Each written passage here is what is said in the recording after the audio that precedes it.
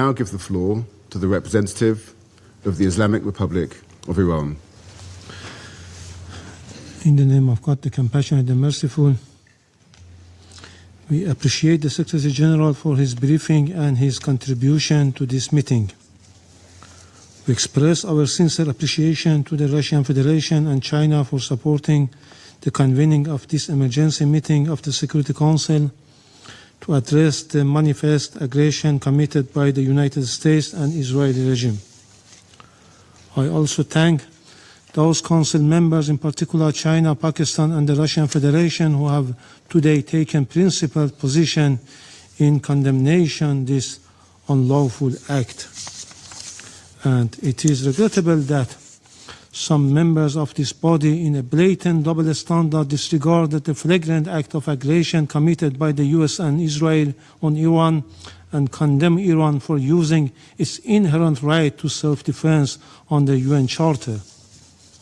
Mr. President, this morning the United States regime jointly and in coordination with the Israeli regime initiated an unprovoked and premeditated aggression against the Islamic Republic of Iran for the second time in the recent months, while deliberately attacking civilian populated areas in multiple large cities of Iran where millions of people reside. As a result of this brutal armed attack, hundreds of civilians have been killed and injured. The aggression and atrocious crime of the United States regime and the Israeli regime and the deliberate and persistent targeting of civilian infrastructure are going. In addition to the numerous civilian residential buildings, the aggressors have also targeted a school in the city of Minab, Hormozgan province, killing more than 100 children. The number of innocent civilians continues to rise. This is not only an act of aggression, it is a war crime and a crime against humanity. Yet today, once again, the representative of the United States, through a regrettable pattern, has attempted to distort facts and rely on misinformation to justify the blatant aggression of the United States and Israel against my country. The facts, however, are unequivocal. The justification advanced by the representative of the United States today are illegal and entirely devoid of legal foundation. The baseless allegation invoked to defend this unlawful use of force have no standing under international law. The invocation of preemptive attack claims of imminent threats or other substantiated political claims cannot legitimize aggression. Such claims are unfounded legally, morally, and politically, and they contradicted the clear principles of the Charter of the United Nations. I also categorically reject the assertion made by the representative of France, the United Kingdom, and certain other Western members regarding Iran's peaceful nuclear program. These claims lack a factual and legal basis. Mr. President, distinguished colleagues,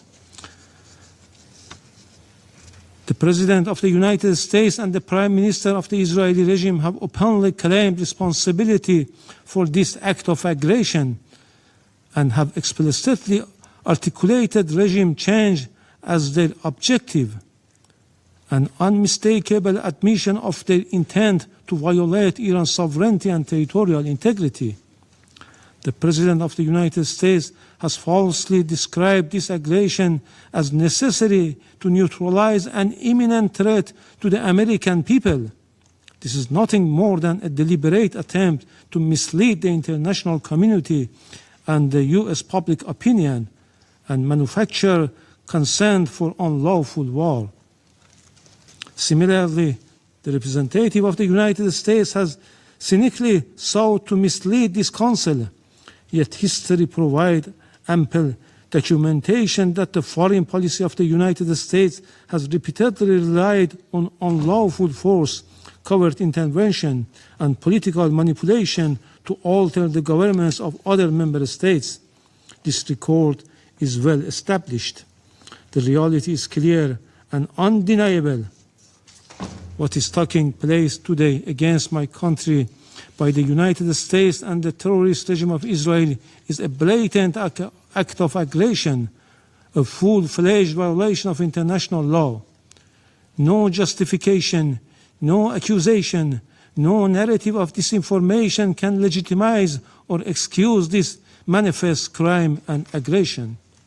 Mr. President, we have communicated on several occasions with this Council and the Secretary General about warmongering statements and interfering actions in the internal affairs of Iran by the President of the US in a blatant violation of the UN Charter and international law, and called for the Council action.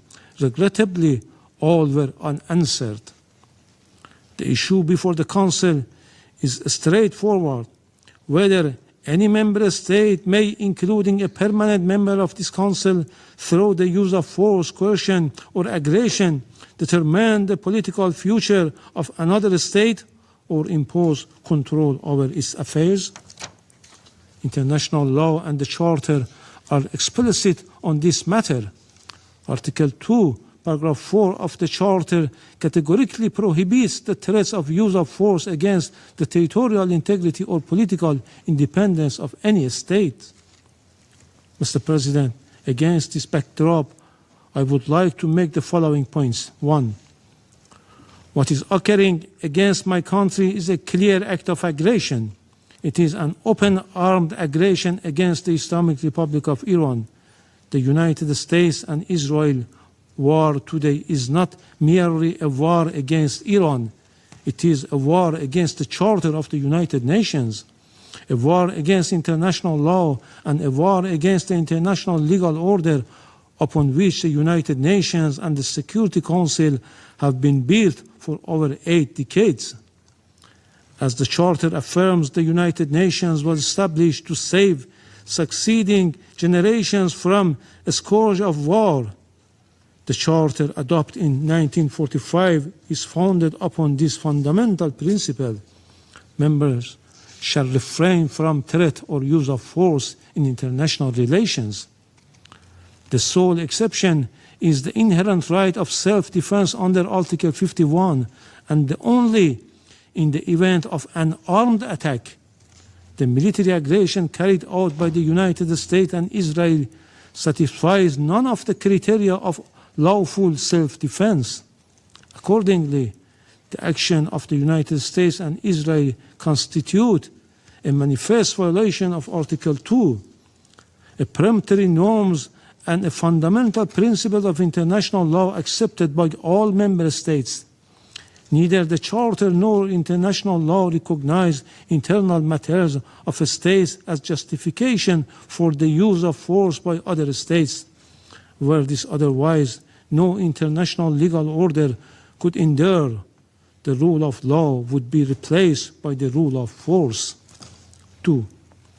In responding to aggression and large-scale war, the Islamic Republic of Iran is exercising its inherent and lawful right of self-defense under Article 51 of the Charter of the United Nations. The armed forces of the Islamic Republic of Iran are utilizing all the necessary defensive capabilities and means to confront this criminal aggression and deter the hostile acts. Consequently, all bases, facilities, and assets of the hostile forces in the region shall be regarded as legitimate military objective within the framework of Iran's lawful exercise of self-defense. Iran will continue to exercise its right of self-defense decisively and without hesitation until the aggression ceases in full and unequivocal terms. 3. Iran remains firmly committed to respecting the sovereignty and territorial integrity of its neighboring countries. Under no circumstances will we target the sovereignty, people, or interests of our neighboring countries in the Persian Gulf. Our legitimate response have been directed solely and exclusively at the bases and assets of the hostile government of the United States that operate beyond the control of the host states. priority has been given to the targets that diminish the aggressor capability and capacity to continue its malign actions. We had previously and formally conveyed this warning to the Secretary General and the Security Council. 4. Despite continuous U.S. hostile policy, we were sincerely and seriously pursuing the path of diplomacy and dialogue to reach a just, fair, and sustainable agreement.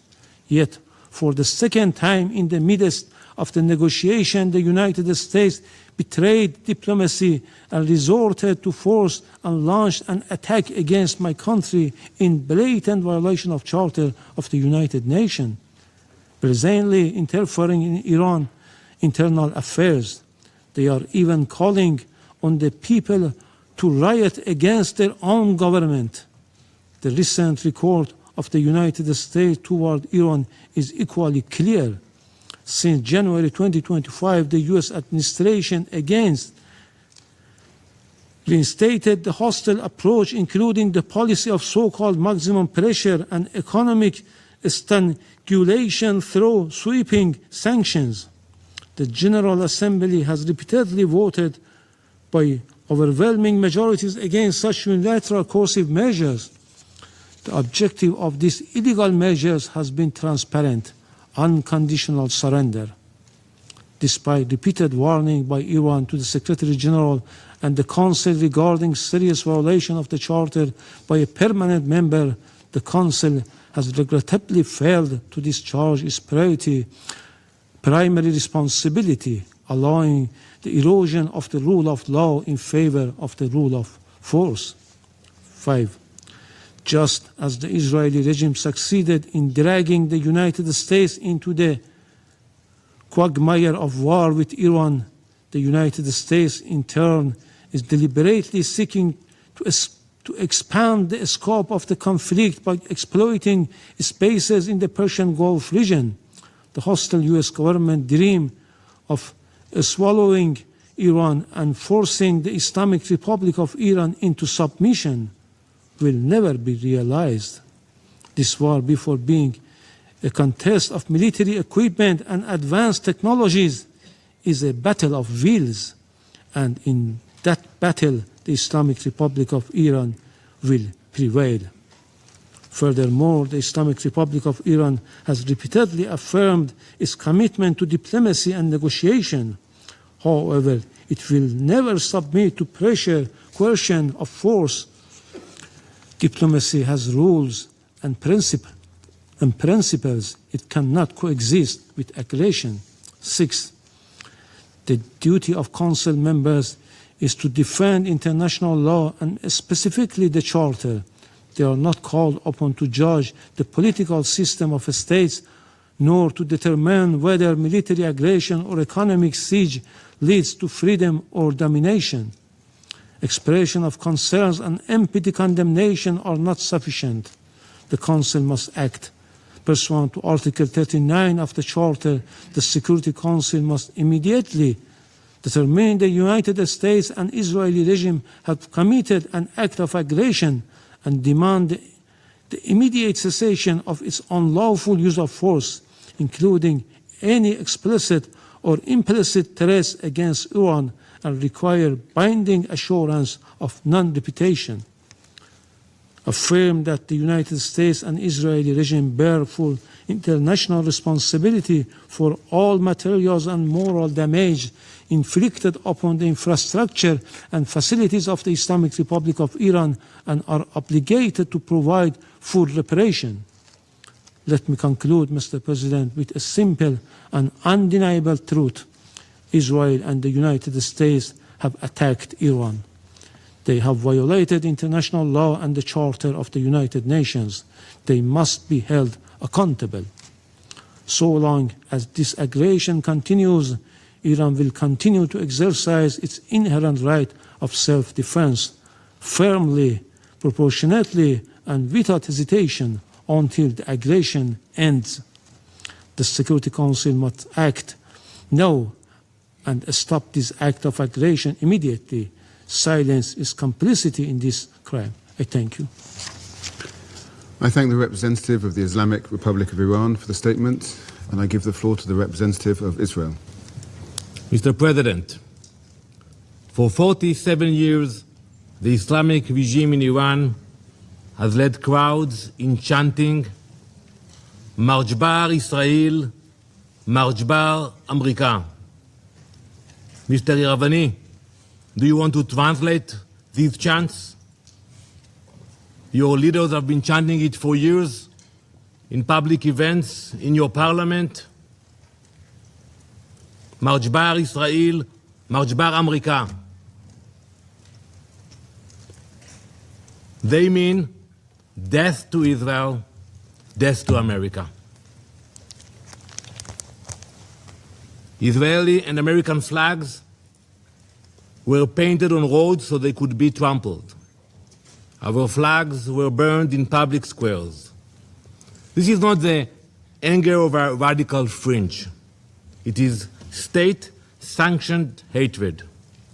And while those Marjbar chants echoed, uranium was enriched, centrifuges span, missiles were built, facilities were buried deep underground. It was never just empty rhetoric.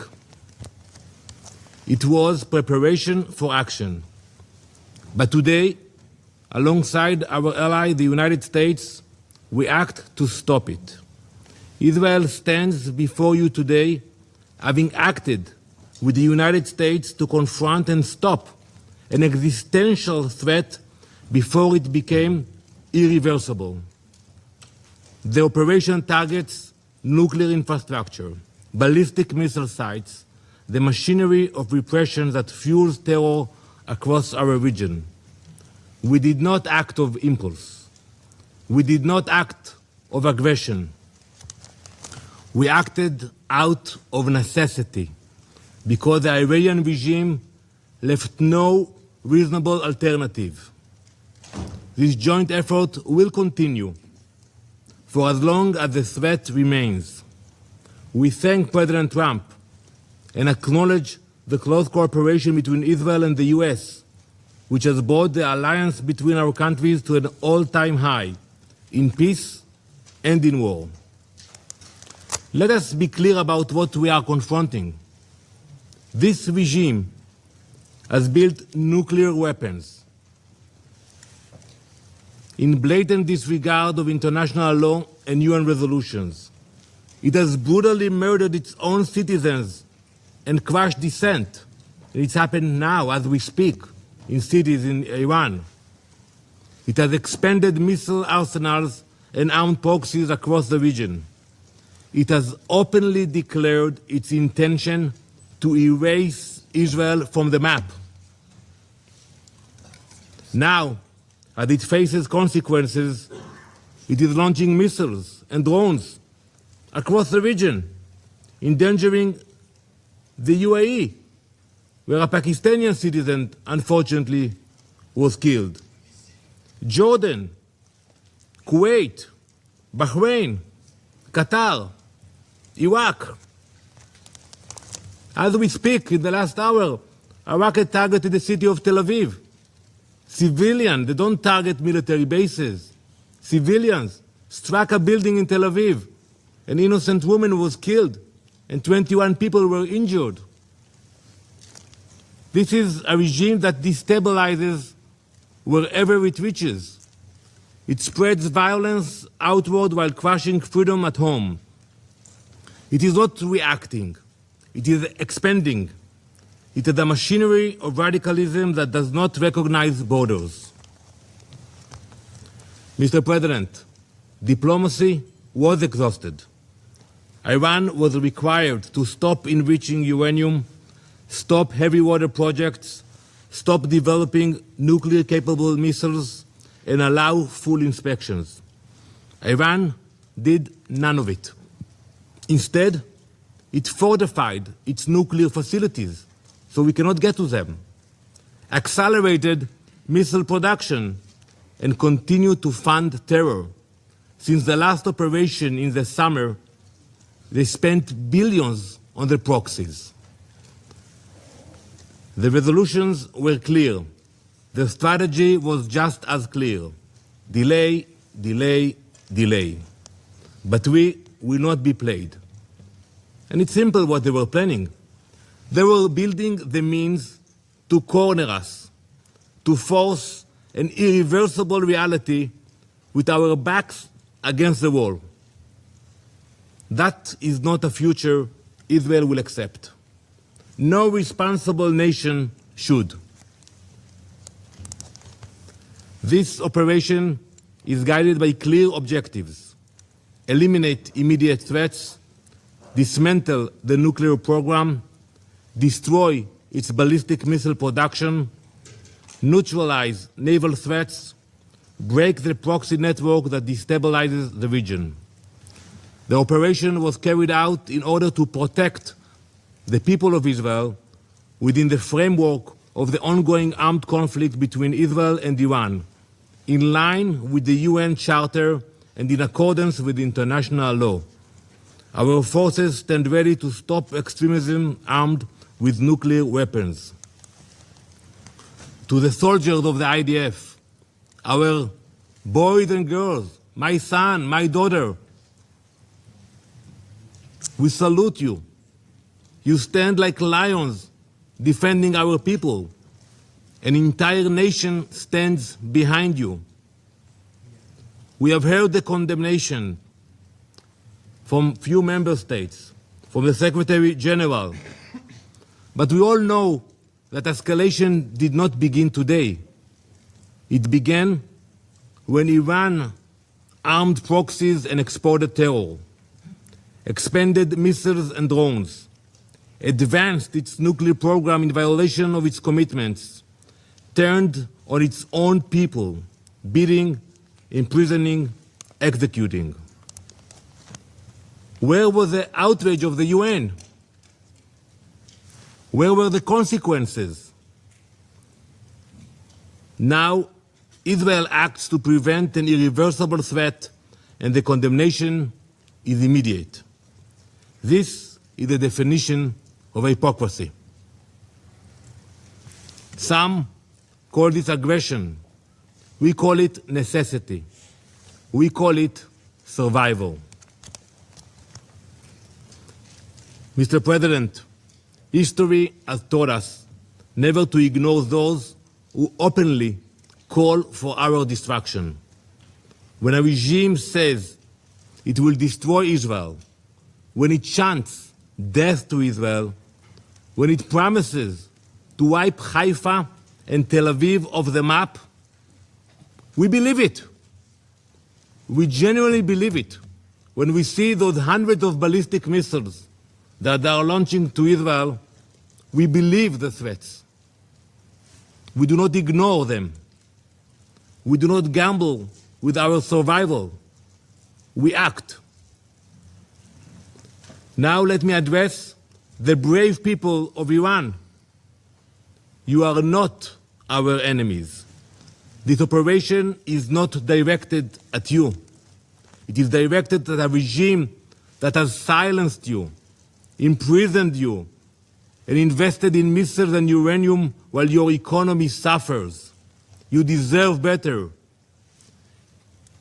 It is this regime, the Basij, the Revolutionary Guard, who have dragged your country into isolation.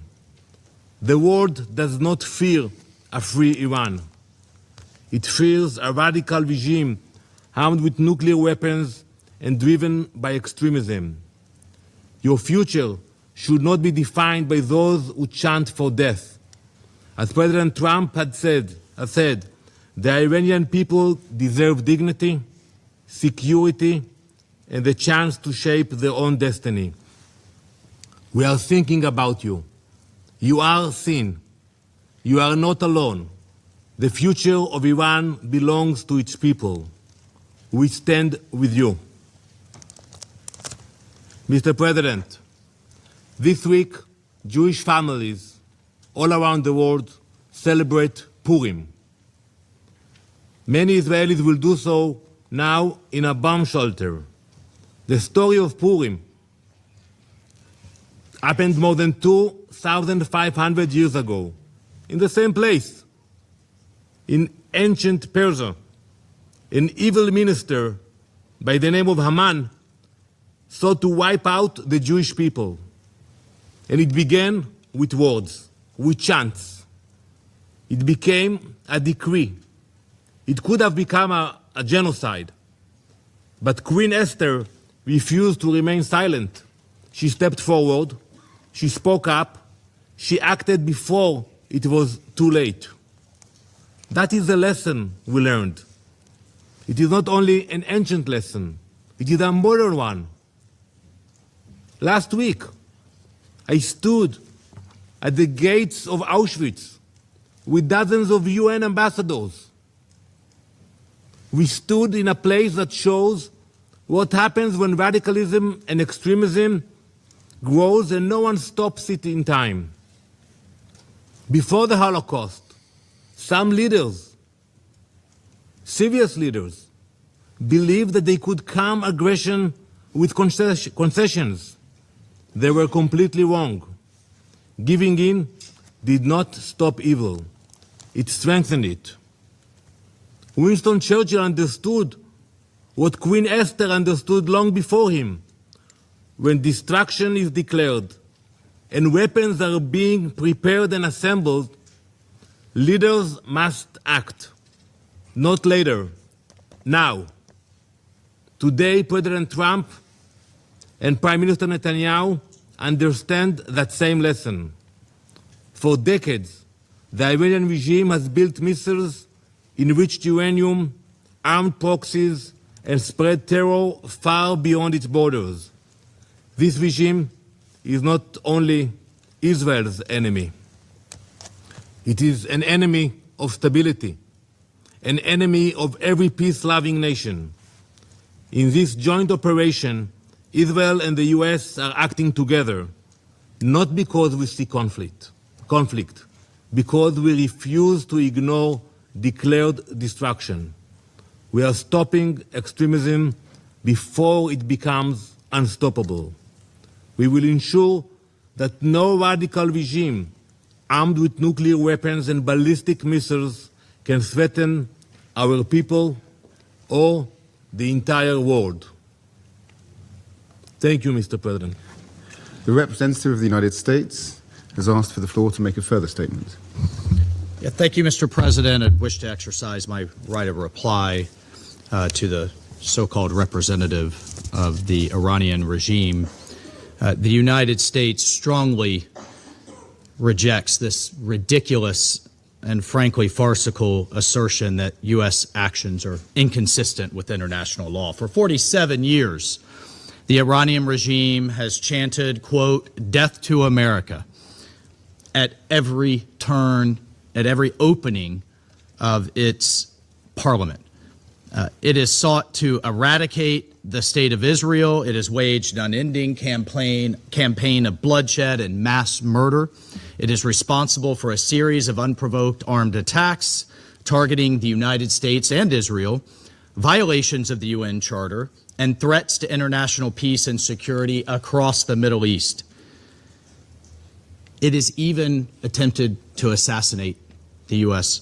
president, President Trump. It has done so not only directly, but through its proxies, seeking to hide and mask its bad actions while publicly claiming to be a victim. Iran's menacing activities directly endanger the United States, our troops, our bases overseas, our partners, our allies around the world. The United States has made every effort to negotiate a peaceful resolution of this conflict with Iran. But Iran has failed to take that opportunity.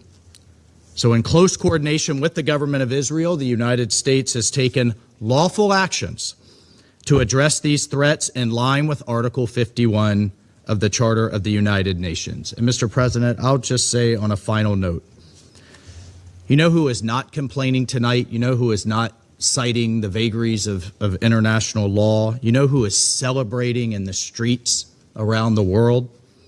The Iranian people. Mr. President, maybe, perhaps just maybe, they will finally be free. I thank you.